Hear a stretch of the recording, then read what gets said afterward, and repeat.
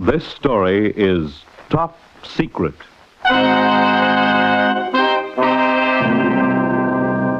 Top Secret, starring beautiful Ilona Massey as the Baroness Karen Geza in transcribed stories of international intrigue and espionage, brought to you each week at this time by NBC. Tonight, as Assignment 9, Disaster in London.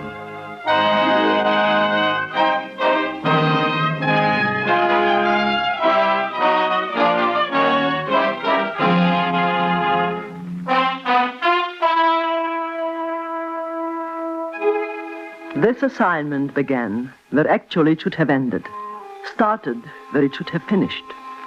The end and the beginning took place in a deserted subway station in the city of London at 2 o'clock on the morning of the 15th of June.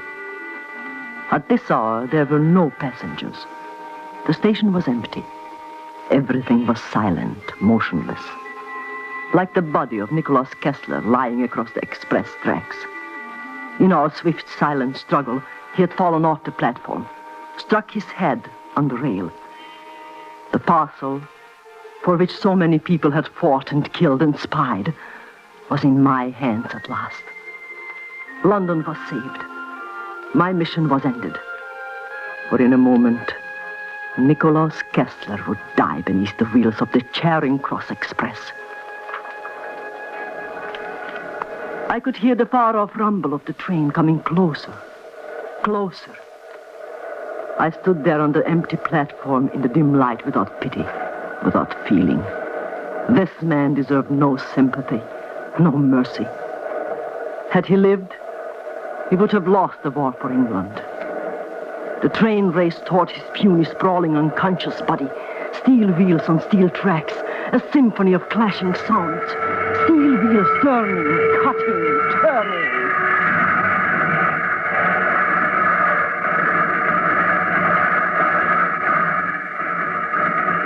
I did not look at what was left on the tracks. Nicholas Kessler was dead. My mission was over.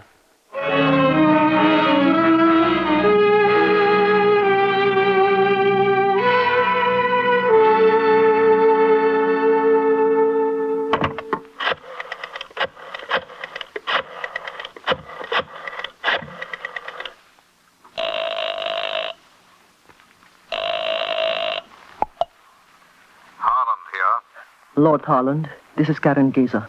I'm calling from my apartment. I just got in. Oh, did you get it? Yes. Where?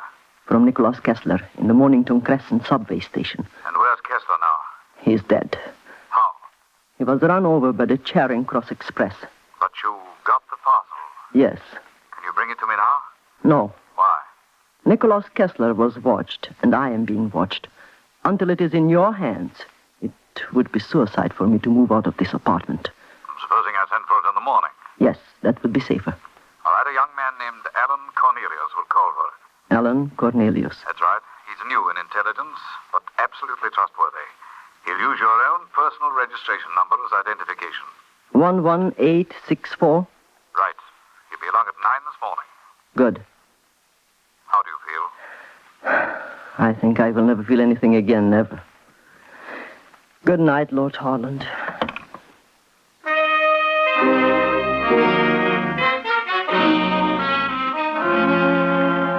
The parcel drew me like a magnet. I had to see with my own eyes this horrible, sickening thing for which so many people had died. I held it in my hands.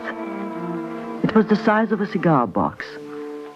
I could almost feel the evil in it seeping through the brown paper wrapping. Half hypnotized at the thought of what lay beneath, I untied the string and removed the paper. Underneath the paper, a gray cardboard box. Inside the box, a case of leather, closed with a zipper. Inside the leather case, a flat box of steel, very much like a square silver cigarette box. At the touch of my trembling, nervous fingers, the steel box clicked open. The vials lay in white cotton batten, 4 of them.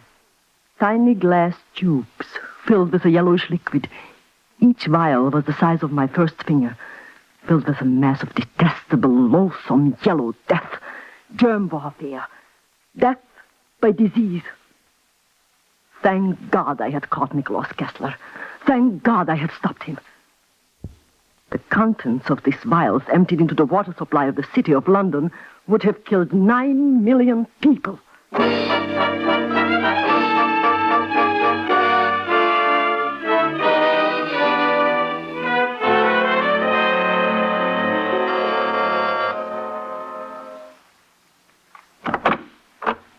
Good morning. Yes, what is it?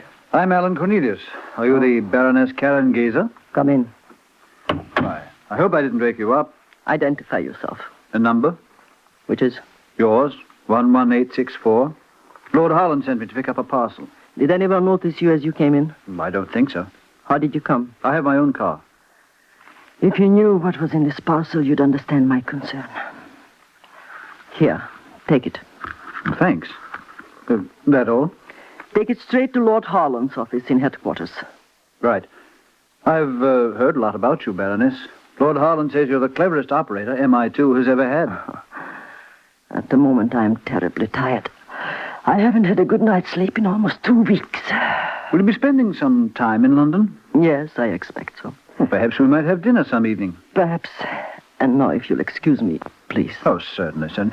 And congratulations about this. Thank you. Goodbye, Baroness. Goodbye, Mr. Cornelius, and please be very careful. I will. Goodbye. I'll be careful, Baroness. Very, very careful.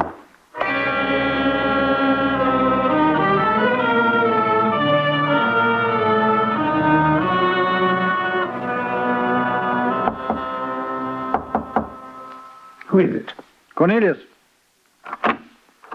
Come in. Thanks. Give it to me quickly. Is it all right? I opened it in my car. They're there, all 4 of them. Was it easier? Harlan ordered me to pick it up from the girl. She the one who disposed of Kessler? Yes. Well, the weak die, the strong live. It's as simple as that. But you're making plans for our safety. Oh, naturally. I want them to include my mother. Why should they? Because I say so. That's not a very good reason. She's still young, still attractive, and even though she's a bit cracked on England, I don't want her to die. All right. You've 6 weeks to send her somewhere. What's the next move? The plan for introducing the cultures to the London water system. When will you be ready? The virus cultures must be concentrated. They take about 4 weeks to grow. We'll be ready by the middle of July. My immediate concern is explaining the loss of the virus to Lord Harlan. You're driving a car? Yes. Have an accident. A fake accident. Lamppost. Anything. Pretend to be injured. Call me in as your doctor. I know you'll be suitably concerned over my condition. I'll watch you like a hawk. It's not a bad idea. Crowd gathers, I'm unconscious. When I come to, the parcel is gone. Why not? Every foreign agent in Europe has been after it at some time or another. All right. You'll have a patient in a few minutes.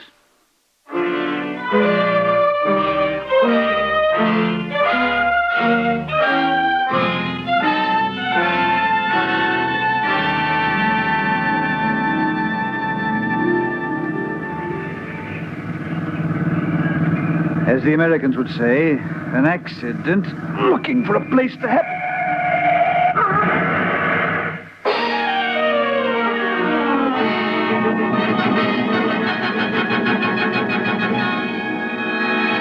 Lord Harlan, do you realize what I went through to get the parcel to England? Baroness, believe me, I'm quite as upset as you are. Upset. This idiot of a man can't even drive an automobile. On the contrary, my dear, he's a very good driver. A child ran across the street in front of him. He tried to avoid it and struck a fire hydrant. When he regained consciousness, the parcel was gone. Gone where? How? Have there been checks made? Of course, but the accident happened near Piccadilly Circus. You know how quickly a crowd gathers. We have absolutely no idea who might have taken it. The trail is completely cold. It is rank incompetence. Every precaution is being taken. I've tripled the guard on every London reservoir. Actually, I think the danger is comparatively slight. Slight? Yes, you see, whatever this is would have to be introduced to the drinking water after purification. What? I don't understand. Well, if it is introduced before purification, it would be detected and eliminated. This means they have to get the germs into the water at a pumping station. And that is practically impossible. Nothing is impossible to a clever Nazi. We have always underestimated them. I'm having security spot checks made at unexpected intervals at every pumping station and every reservoir. Lord Harland, Yes? is Alan Cornelius completely trustworthy? Trust? Oh, my dear Baroness, please. Is he? Yes, completely. His father served under me in the First War. He died defending his country. His mother is a wonderful woman. I've known her for many years. I know that her son is above reproach. Was he badly injured? Well, he tore a ligament in his back, hit his nose on the steering wheel. Could I go to see him? Why? I would like to talk to him. Baroness, I will not allow you to cross-examine one of my most trusted men. I have no intention of cross-examining him. He has been hurt, and I would like to visit him. Very well. His address is 12 Hillview Manor, Chelsea.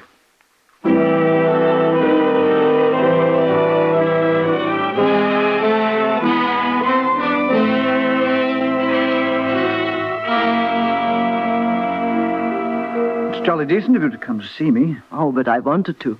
Dr. Mercer says I'll be right as rain in a couple of weeks. I've torn a ligament or something. When can you get up? 2 weeks flat on my back is the verdict. Tell me, haven't you any idea who might have taken it? Not a clue. I hit the bridge of my nose and the steering wheel knocked me cold.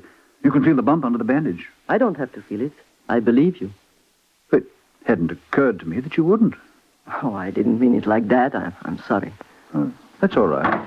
Alan, dear, if you don't mind, the Baroness and I will have our tea in the sitting room. You mean I'm being abandoned? Oh, but this room is so tiny, darling. And besides, Dr. Mercer will be here in a moment. I'm only joking.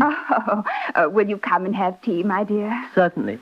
If the conversation drops below a loud roar, I'll know you're talking about me. We'll leave the door open so you can eavesdrop. Sit here, Baroness. Thank you. Date muffins and my own apricot jam.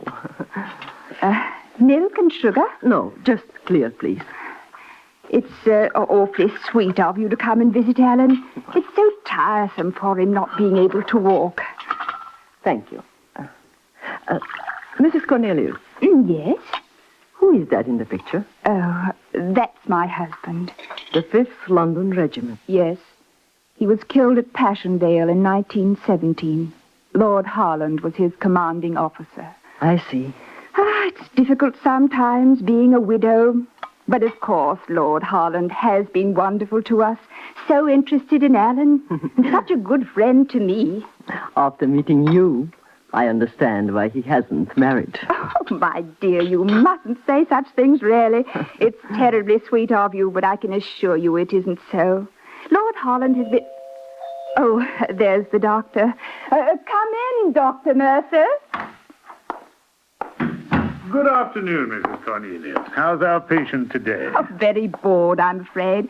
Baroness, may I present Dr. Graham Mercer? Doctor, this is the Baroness Karen Gazer. Baroness? How do you do? Why don't you go in and see Alan and then come back and have some tea with us? I'd be delighted to. You can find him all right, can't you? I imagine so. And if you want to keep him in bed for 2 weeks, you'll have to be very firm with him. I will. Hello, Alan. Hello, Doctor. Well, They've tripled the guard on every London reservoir and on the pumping stations. I'm not interested in the pumping stations. I thought the bacteria had to be introduced after purification. This is not a bacteria. It's a virus, like polio. It can't be filtered out, and it's undetectable in the bacterial count. Is it fast? A mouthful of the polluted water is enough. The culture is growing nicely. I have it in a moist heat oven. It will be ready within 4 weeks. I've decided how we can get it into the reservoirs. How? Lord Harland is having spot security checks made at all of them. So? You'll pose as an intelligence agent. I'll get you credentials from headquarters. You'll inspect the reservoir, one of our men. Is that safe? It will be with the proper papers. When can you get them? What's the minimum I can stay in bed and still have people believe I hurt my back? 8 days. You can limp for a couple more. All right. You'd better go now. And don't have tea with the Baroness. Find some excuse. What's she doing here? Oh, just visiting. I'll come again tomorrow. Let's do that. Goodbye, Alan. See you tomorrow. Oh, thanks, Dr. Mercer. Well, Well, Doctor, how is our patient? Will he live? I rather think so. Will you have some tea with us? No, if you'll excuse me, I won't. It's later than I thought. Oh, I'm sorry. Very nice to meet you, Baroness. I hope I see you again. Thank you, Dr. Mercer. Oh, surely you have time for just one cup. I'd love to, but I can't. Please, don't get up, Mrs. Cornelius. I'll find my way out, and I'll take a rain check on that tea until tomorrow. All right, don't forget. Goodbye. Goodbye.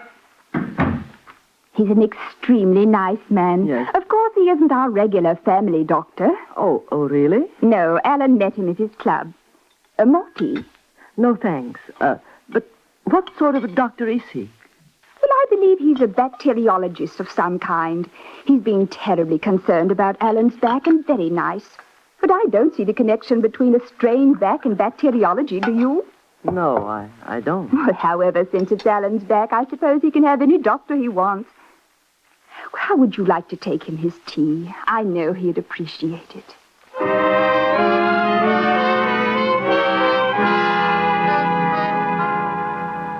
She poured the tea with an almost affectionate gesture and handed me the cup.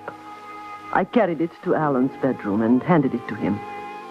As I turned to go out, I deliberately let a small white card fall to the floor. It was the address of a hat shop in Regent Street. Then I went back to the sitting room and chatted with this charming gentlewoman with a young face and a touch of gray in her hair. At last I got up to go. I can't tell you how we appreciate your coming, Karen. I hope you'll come again. I will indeed. I hope that... Yes? Well, I hope you'll come again soon. If Alan has to stay up off his feet for 2 weeks, he'll be absolutely savage. So do come again. Perhaps if you're not... Oh, dear, the phone. Will you excuse me? Yes, and I'll go and say goodbye to Alan. Yes, do. Hello? Oh, Carolyn, how nice to hear from you. I've been meaning to call you since Monday, but Helen has had... May I say goodbye? Yes, come in. Seriously, but... I hope you'll be better soon. It's awfully decent of you to take it like this. I know what you went through to get it. Oh, that's all right. You couldn't help it. It was just rotten luck. This kid ran right in front of me, and I just... Oh, please don't explain. I quite understand.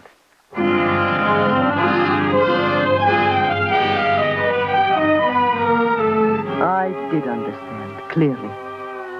No one had been in his room since I had dropped the card on the floor. The card was gone. Who had picked it up? A man who couldn't walk. A man who thought it might have been important. I knew then that Alan Cornelius was a traitor.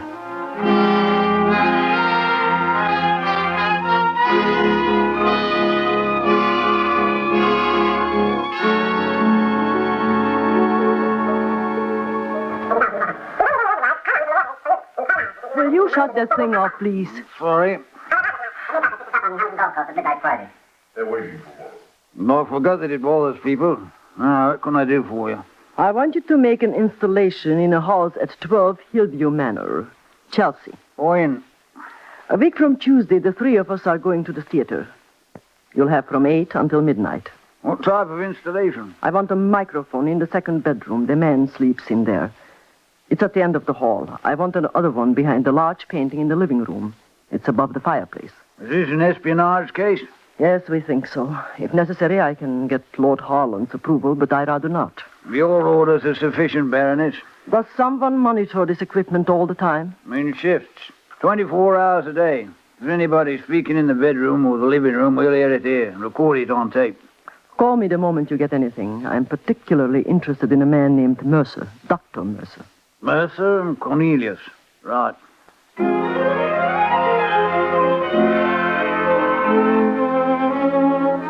It was the 9th day after the accident that we went to the theater. The microphone installation was made that night. Alan limped convincingly. Watching his mother help him down the aisle, I felt a sudden clutch at my heart. I dreaded the day when she would learn for herself that tradition is sometimes hard to live up to, that it exists mostly in the past, and that a hero can sometimes have a traitor for a son. It was 10 days later that I got the proof I needed. I took it immediately to Lord Harland's office in headquarters. Baroness, I dislike the idea of eavesdropping on an employee. I wish you'd consulted me about this. We have a tape here on which is recorded a conversation between Alan Cornelius and a Dr. Mercer at 2 this morning. I'm asking you to listen. I'm afraid the facts are inescapable. Very well, then. Have him play it. Will you set up the equipment, please? Certainly, Baronet. You seem very positive, Baroness. I am. I knew his back wasn't injured. I dropped the card in his bedroom. No one else could have picked it up. It was gone when I went back. Whenever you're ready, Lord Harland. Go ahead. Turn it on. The part with the doctor will be enough. Yes, Baronet. I'll send my mother to Liverpool. Here it is. I marked it. You can easily impersonate Lord Harland. You're the same size, same coloring. It's Alan's voice. Is this all I need? Yeah, this is Harland's identification card from MI2. This is his special security pass. I stole them from his secretary's office yesterday. Why, I can't believe it. Don't you recognize his voice? Yes, but There is more. Supposing someone at the reservoirs knows Harland. Dr. Mercer, the head of MI2, isn't in the habit of trotting around to London reservoirs. Are you sure? Positive. He always sends an operator. Why, Once you're inside, you'll have dozens of chances to drop the virus into the water. he's insane. The time it goes into the water, how long until full pollution? In 12 hours, the drinking water of the city of London will be as deadly as prussic acid. This just isn't happening. Have you heard enough? Everything's set for us to get out. A helicopter picks us up at Swalden Golf Course, midnight Friday. And then I'll send my mother away on Thursday. God help her. Is that everything? I think so. Did you burn the reservoir blueprints? Last night. Turn it off. Poor old England. Doctor, I wonder if they'll Turn ever it figure off. out what it means to live in the future instead of the past. And Germany takes Well, Lord Harland, We'll arrest him immediately.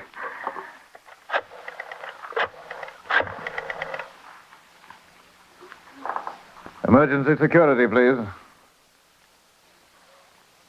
Hello, Colonel Ross. We're arresting Alan Cornelius on charges of treason immediately. Yes, I have complete proof. Have 2 squad cars and 10 policemen waiting in front of the building in 5 minutes. What? Yes, that's all. Isn't it enough? This will kill his mother. It'll kill her. yes, I know. And she's such a fine woman. I wish there was some way that I wish I didn't have to tell her. Would you like me to? Would you? Of course. You and your man can wait outside. I'll break it to her as gently as I know how. Thank you, Baroness. Thank you very much. Lord Harland, Yes, you were in love with her once, weren't you? Baroness. I'm in love with her now. Shall we go?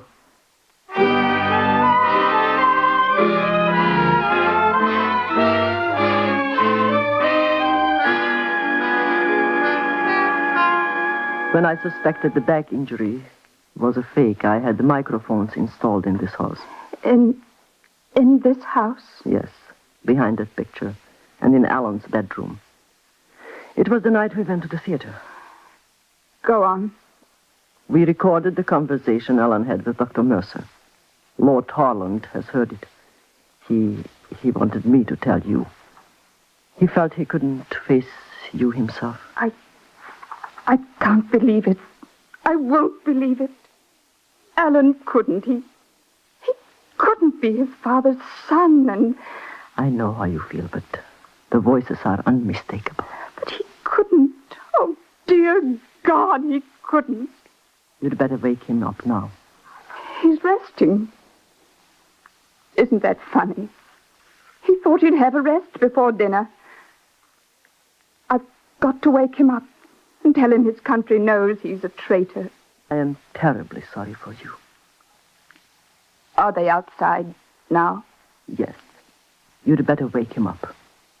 Will you come with me? Certainly. Alan.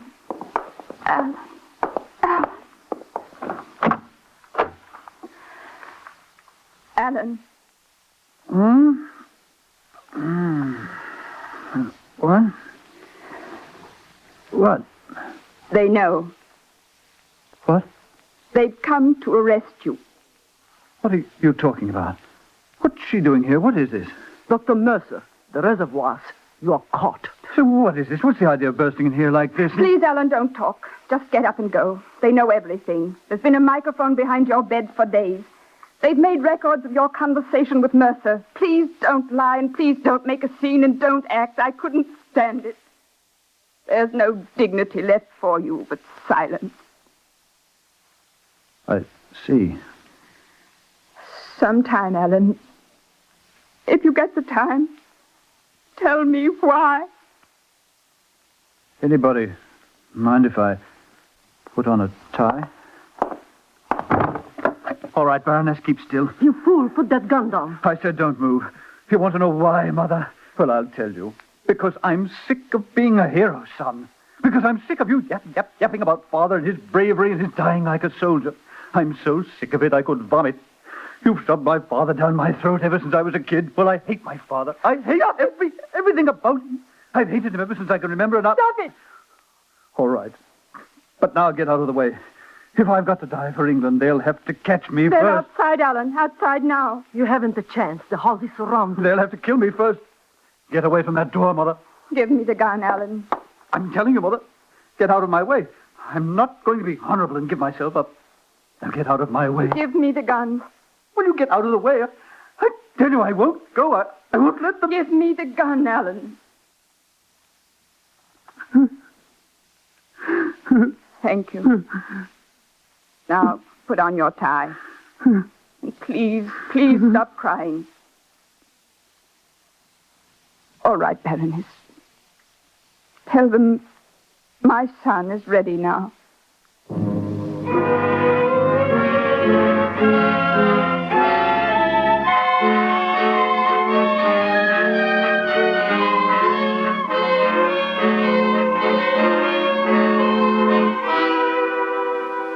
Did they sign confessions, Lord Harland?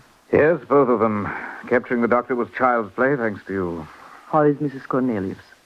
As you'd expect. The tragic thing is that this might have been avoided. Why, what do you mean? Alan's father wasn't a hero at all. I looked up his record. I know. You know? Yes. He was shot in the back at Passchendaele for exposing his own men to enemy fire. And for deserting his regiment in the battle line. You knew this? And you have kept it from her all these years? Yes, Baroness, I have. Why? Because I love her. And because I shot him.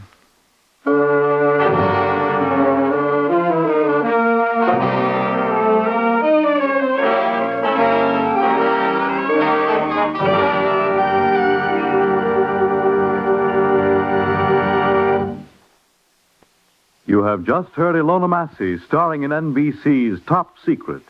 Stories of intrigue and espionage brought to you each week at this time. Here is Miss Massey to tell you about next week's show. Next week, the story of a castle in Scotland and the fluttering of a bird which spelled danger. The case of a wounded pigeon. A story until now top secret.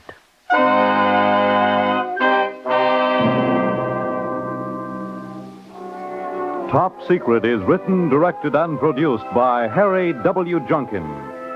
Featured with Miss Massey on tonight's transcribed program was Alan Stevenson as Alan, Dennis Hoy was the doctor, Ian Martin was Lord Harland, Brooke Byron was Mrs. Cornelius. The music was composed and conducted by Dr. Roy Shield. This is Fred Collins speaking.